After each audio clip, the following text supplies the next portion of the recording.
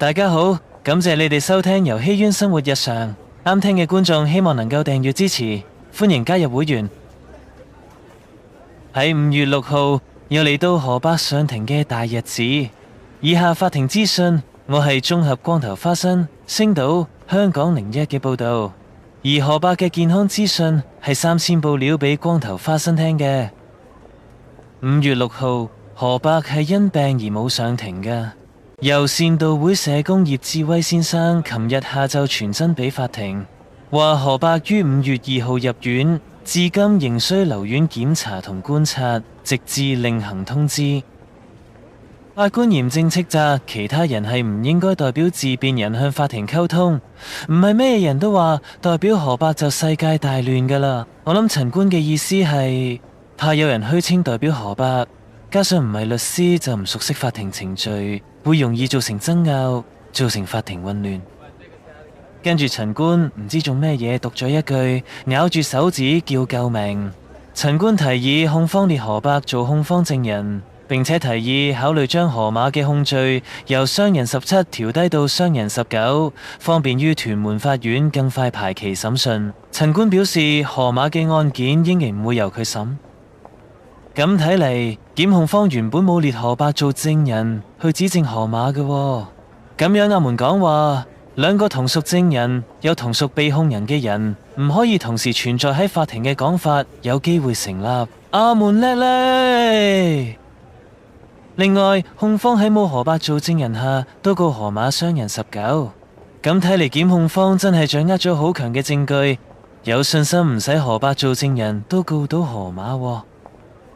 陳官對河馬同河伯法援唔批，又唔自己攞錢出嚟打官司，有所微言。我認為陳官當時個心諗緊，河馬同河伯係有足夠金錢請律師㗎，只係佢哋唔肯出錢，令到法庭進程受阻。陳官又質疑河伯喺審前入院，加上唔係緊急性創傷，河伯究竟係唔係扮病，或者特登整傷自己去逃避上庭，擾亂法庭排期程序呢？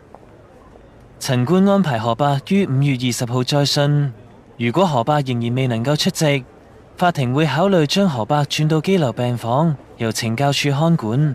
如果河伯改變唔認罪，會排期到下年2月同河馬一齊再訊。法官指示控方向河伯傳達，及讓河伯明白今次嘅法庭安排。喺呢度，究竟河伯嘅社工同醫生有冇詳細交代河伯嘔血同要輸2包血嘅嚴重情況呢？睇星島報道，社工只係話河伯要留院觀察，冇交代病情嘅嚴重性。而醫生講咗咩？報章係冇報道㗎。如果佢哋冇交代河伯病情嘅嚴重性，咁就好難令法官明白病況嘅嚴重，認為河伯係扮病。如果法官知道詳細病情，都認為呢個唔係緊急病況，我諗法官對緊急嘅要求都幾高。嘔血嘔到要輸2包血嘅，喺我嘅立場就認為係好緊急啦。仲有最後一個可能，就係河伯講自己病情講得嚴重咗，與醫生信內容有出入。醫生信講嘅病情冇咁嚴重，令法官懷疑河伯扮病。我一路都懷疑法官係咪認為河馬告唔入傷人17，先多次提議檢控方改控罪呢？如果只係因為排期快啲而改控罪，我就認為太過兒戲啦。仲有，我認為法官係唔應該發表太多個人感想，喺未知悉確實報告前，係唔應該根據推測發表太多個人意見，以免影響當事人俾公眾嘅觀感。跟住講庭外趣事，喺等入法庭之前，有一個自稱係記者嘅藍衫阿姐，周圍同其他 YouTuber 索料。聽聞呢位小姐係喺 Facebook 做新聞報道嘅，聽佢嘅發問，睇嚟對河馬事件係冇深入認識。光頭花生質疑佢嘅專業性。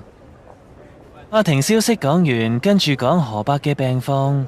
根據光頭花生引述3000哥話，河伯嚟緊需要做多次測試，類似照超聲波同磁力共振等，以之以排期做照腸鏡。到目前為止，醫生仲未揾到河伯不斷內出血嘅原因，出血出到接近貧血。今日5月6號要再輸多1包血。另外，有人發放虛假資料，話河伯入深切治療病房。我隱約聽到3000哥話河伯喺5月29號同埋6月2號要復診，係關於手指骨整形問題㗎。至於河馬嗰邊，河馬終於喺5月7號凌晨有所動靜啊，出咗一個直評嘅短片，話突然中意咗楊千嬅塊面，真係越睇越中意。咁你即係咪想同楊千嬅結婚，然後叫佢養你啊？好啦，今日嘅分享就嚟到呢度，感謝大家收聽。我要宣布隱退，原因就係河馬話中意我，令我人氣急跌，再沒立身之地。